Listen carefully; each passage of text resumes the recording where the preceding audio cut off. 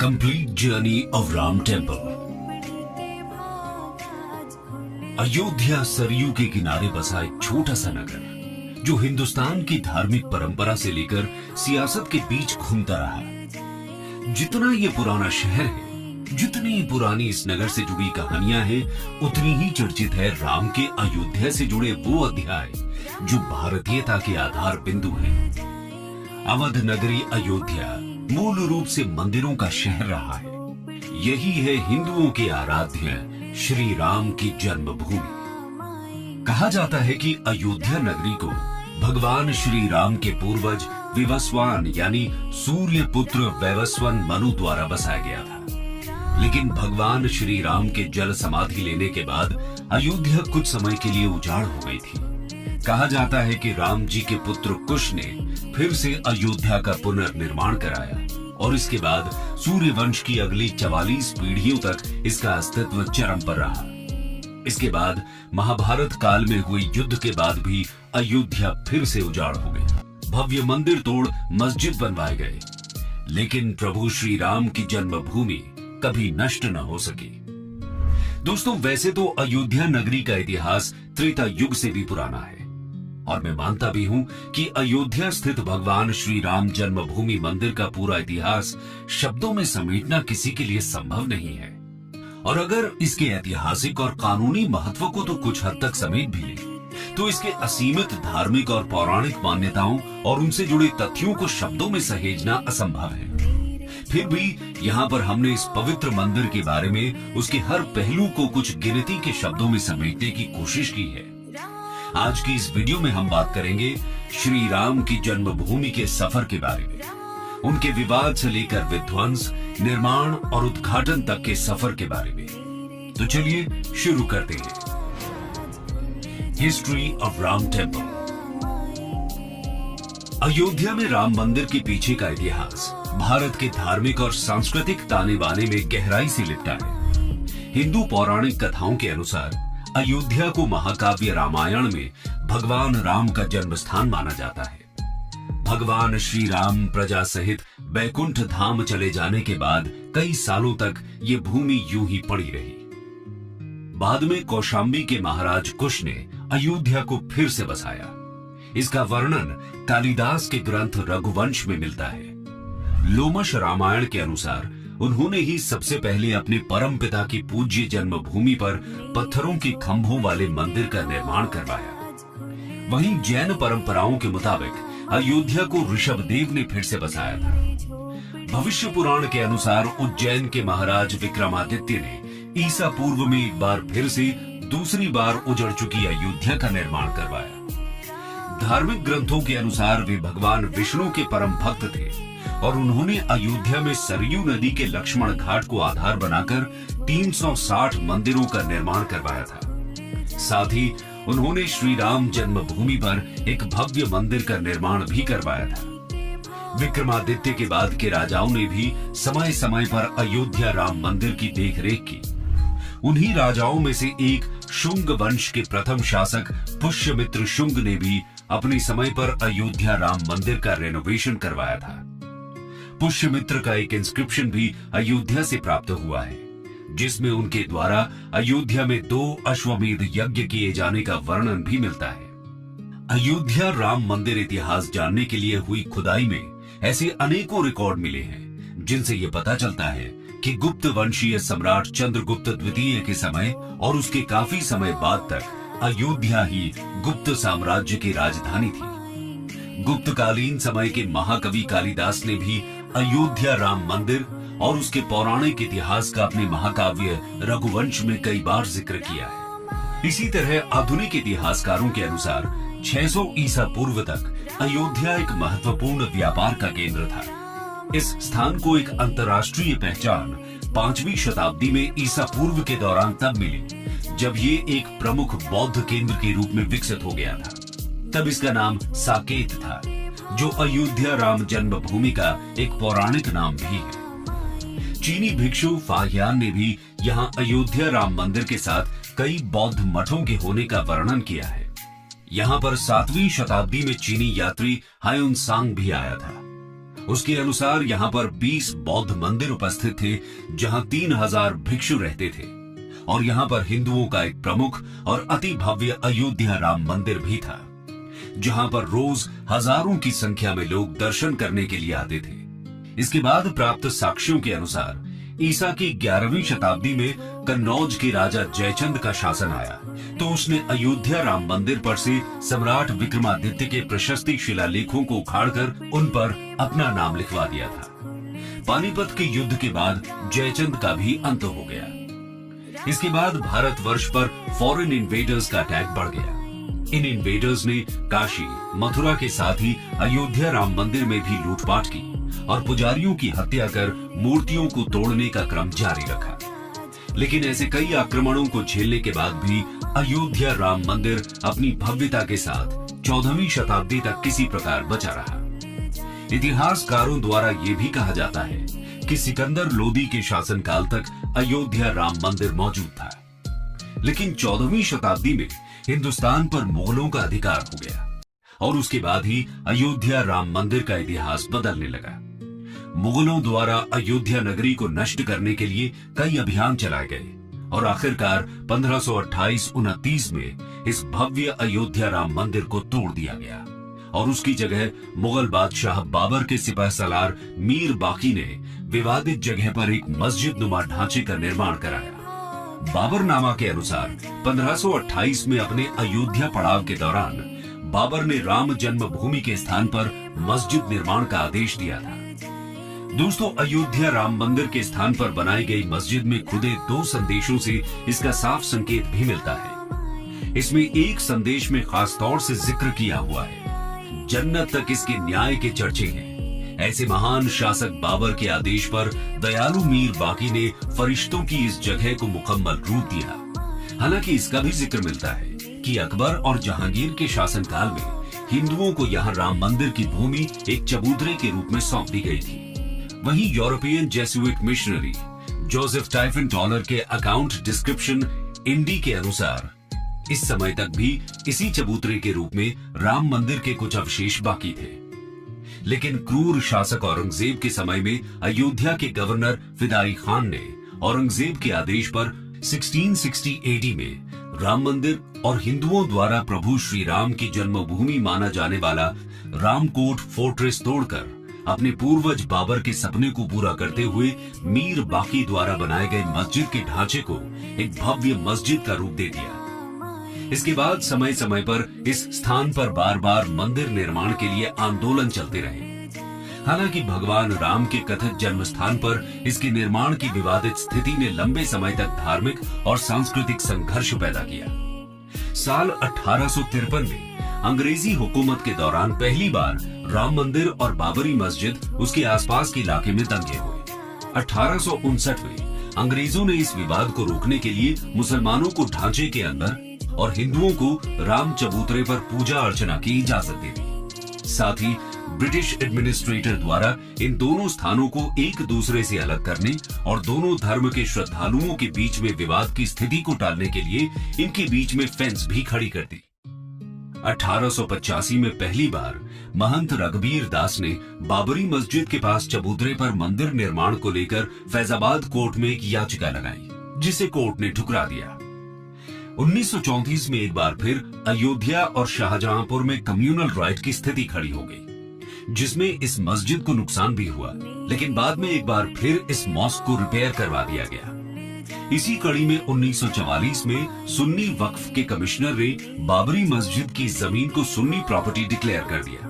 उनका कहना था कि बाबर एक सुन्नी मुसलमान था, ऐसे में यह जमीन वक्फ बोर्ड के अंडर आती है। साल 1947 में भारत आजाद हो गया और इसके कुछ समय बाद 23 दिसंबर 1949 को राम जन्मभूमि मंदिर के इतिहास में एक बार फिर जबरदस्त मोड़ आ गया। उस दिन रामलला की प्रतिमा मस्जिद के अंदर अचानक से विराजमान पाई गई। ये विवाद इतना बढ़ा कि आखिरकार तत्कालीन सरकार को उस ढांचे को विवादित मानकर उस पर ताला लगवा देना पड़ा। ढांचे के अंदर नमाज रुक गई, लेकिन बाहर राम चबूतरे और परिसर के बाकी हिस्सों में पूजा अर्चना निरंतर चलती रही और यहीं से ये विवाद हर गुजरते साल के साथ मुखर होता गया। साल 1950 से तत्कालीन विवादित परिसर को लेकर कानूनी जंग शुरू हुई। गोपाल विशारद और रामचंद्र दास ने ढांचे के अंदर रामलला की पूजा की इजाजत और उनकी प्रतिमा वहीं रहने देने की अनुमति के लिए फिरोजाबाद सिविल कोर्ट में 2 अर्जियां दाखिल की। 1959 में निर्मोही अखाड़ा ने भी तीसरी अर्जी लगा दी। इसके जवाब में 1961 में यूपी सुन्नी वक्फ बोर्ड ने विवादित जगह पर कब्जा लेने और ढांचे के अंदर से मूर्तियां हटाने की अर्जी लगाई। लेकिन समय बीतता गया, अर्जियां याचिकाएं दायर होती रही। बाद के दशकों में देश में इमरजेंसी और कम समय के लिए बनी पहली गैर कांग्रेसी सरकार की यादों के साथ 1980 का दशक शुरू हुआ और इस दशक से देश की राजनीति के इतिहास में ये मुद्दा बड़े महत्व का रहा। 1980 में ही जनसंघ और जनता पार्टी के एक धड़े ने साथ आकर भारतीय जनता पार्टी की नींव रखी थी। तभी से हिंदुत्व के नजरिए को लेकर पार्टी के बीते 40 साल बड़े घुमावदार रहे। अटल बिहारी वाजपेयी पहले अध्यक्ष थे और 1980 में शुरुआत से ही वाजपेयी ने राम जन्मभूमि को मुद्दा बनाया था। असल में जिस जगह बाबरी मस्जिद स्थित थी, वहां अयोध्या राम जन्म स्थान की आजादी को लेकर पहले आरएसएस का आंदोलन जारी था, जिसे भाजपा ने बहुमत आधारित राजनीति में हिंदुत्व की धारणा से जोड़ा। 1984 चुनाव में भाजपा को बहुत कम सफलता मिलने के पीछे 2 कारण प्रमुख थे। एक बीजेपी का सॉफ्ट हिंदुत्व और दूसरा इंदिरा गांधी की हत्या से कांग्रेस को सहानुभूति मिलना।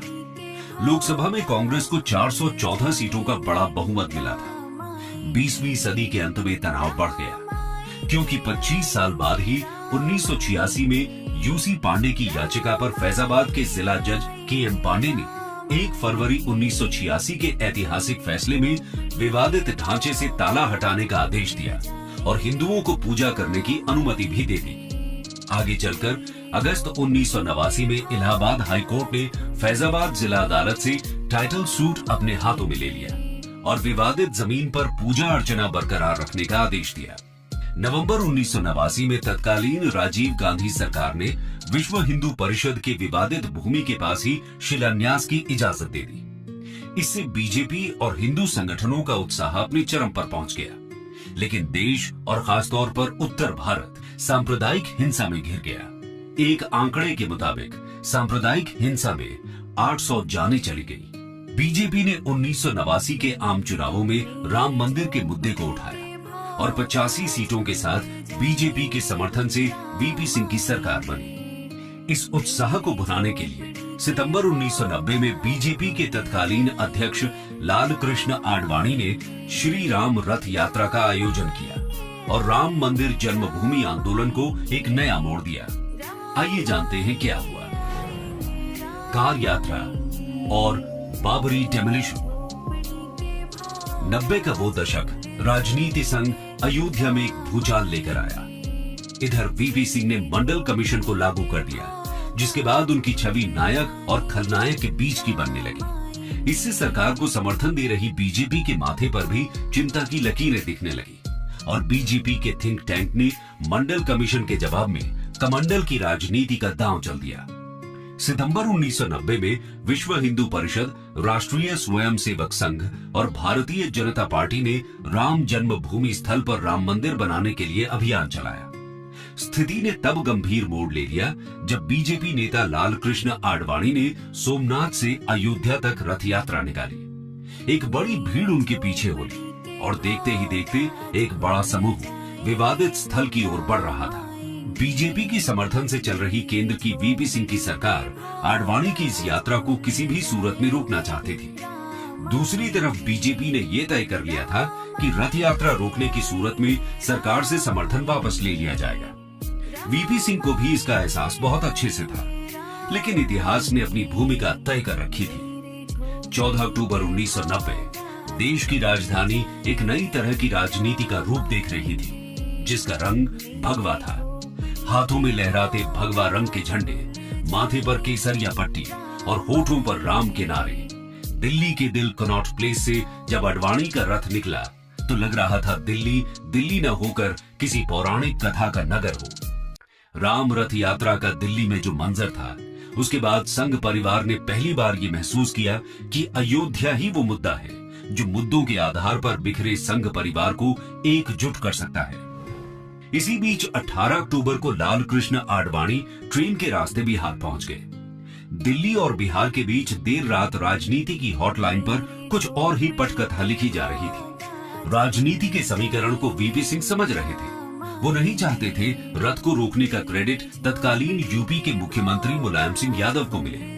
वीपी सिंह यूपी की राजनीति का सिरा अपने हाथ में रखना चाहते थे, लेकिन मुख्यमंत्री मुलायम सिंह यादव ने जुलूस को विफल करने का फैसला ले लिया और राज्य में पूर्ण तालाबंदी की घोषणा की। 30 अक्टूबर 1990 को हवा में तनाव था, क्योंकि पुलिस ने अयोध्या के लिए सभी बस और ट्रेन सेवाओं पर रोक लगा दी थी, लेकिन इससे कार सेवकों पर कोई असर नहीं पड़ा। वे वहां पैदल पहुंचे और कुछ ने तैरकर सरयू नदी पार की।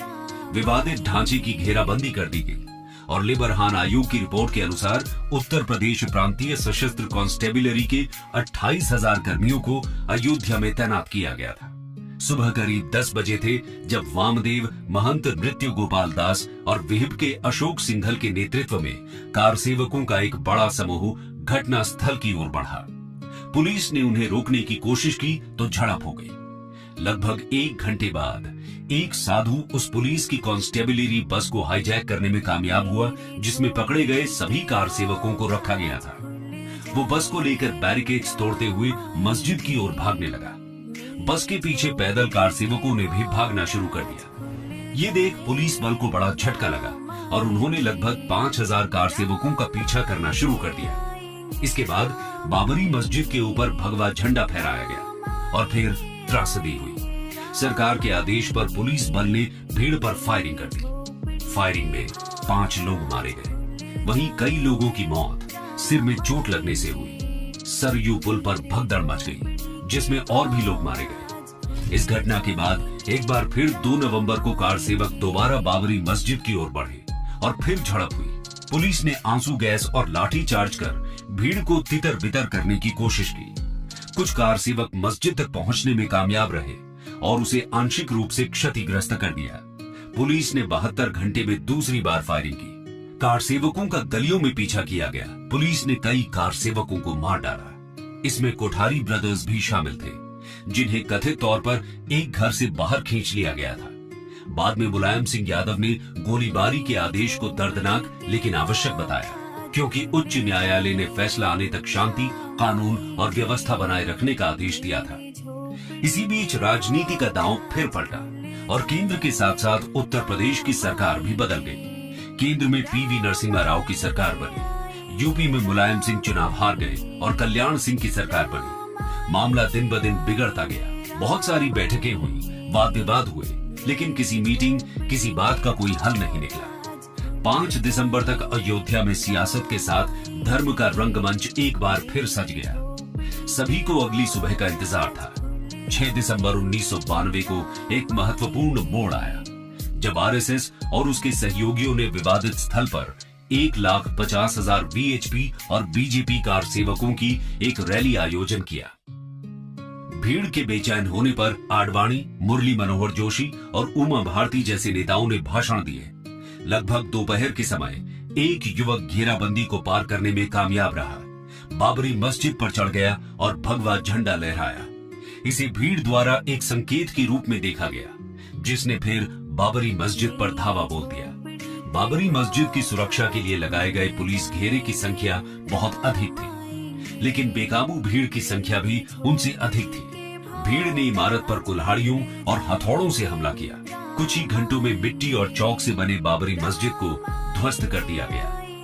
विध्वंस की इस घटना ने आधुनिक भारत के इतिहास में एक महत्वपूर्ण अध्याय की रचना कर दी। इस घटना के परिणाम स्वरूप पूरा देश व्यापक सांप्रदायिक हिंसा की आग में झुलस गया। धार्मिक समुदायों के बीच तनावपूर्ण संबंध उत्पन्न हुए। मुंबई, सूरत, अहमदाबाद, कानपुर, दिल्ली, अयोध्या समेत यूपी के कई शहर हिंसा की चपेट में आए। एक रिपोर्ट के मुताबिक इन दंगों में लगभग 2,000 लोग मारे गए। अकेले मुंबई में ही लगभग 900 लोग मारे गए। अयोध्या के जवाब में मुंबई को दहलाया गया और इंसानी जिस्म बारूद की भेंट चढ़ गई। 12 मार्च 1993 को एक के बाद एक हुए 13 सीरियल बम धमाकों में लगभग 350 लोग मारे गए और लगभग 1000 लोग घायल हुए। हिंदुस्तान ने पहली बार सीरियल ब्लास्ट के दर्द को महसूस किया था। इसी के साथ विवादित स्थल के स्वामित्व को लेकर कानूनी लड़ाइयों की एक लंबी श्रृंखला शुरू हो गई। हिंदू और मुस्लिम समूहों सहित विभिन्न पक्षों ने अपने दावे पेश किए, जिससे लंबी कानूनी प्रक्रिया चली। सियासत के रास्तों ने दिलों पर चोट की। उसने देश की दिशा और दशा दोनों को ही बदल कर रख दिया। Legal battle for Ram temple. Ayodhya विवाद से संबंधित कानूनी कार्यवाही कई दशकों तक चली, जिसमें कई सुनवाई, याचिकाएं और अपीलें शामिल थीं। राज्य और राष्ट्रीय स्तर पर विभिन्न अदालतें विवादित स्थल का सही स्वामित्व निर्धारित करने के लिए सबूतों, ऐतिहासिक अभिलेखों और धार्मिक मान्यताओं की जांच करने में लगी हुई थी। कानूनी यात्रा में उतार चढ़ाव देखे गए। विभिन्न चरणों में निर्णयों के खिलाफ अपील की गई और उन्हें पलट दिया गया। अप्रैल 2002 से इलाहाबाद हाई कोर्ट ने विवादित जमीन के मालिकाना हक पर सुनवाई शुरू की। 30 सितंबर 2010 को इलाहाबाद हाई कोर्ट ने 2-1 जजों के बहुमत के फैसले से विवादित संपत्ति को 3 दावेदारों में बांटने का फैसला सुनाया। जन्मभूमि समेत 1/3 हिस्सा हिंदुओं को, 1/3 हिस्सा निर्मोही अखाड़े को और तीसरा हिस्सा मुस्लिम पक्ष को। मई 2011 में सुप्रीम कोर्ट ने कई याचिकाओं को देखने के बाद हाई कोर्ट के फैसले पर रोक लगा दी।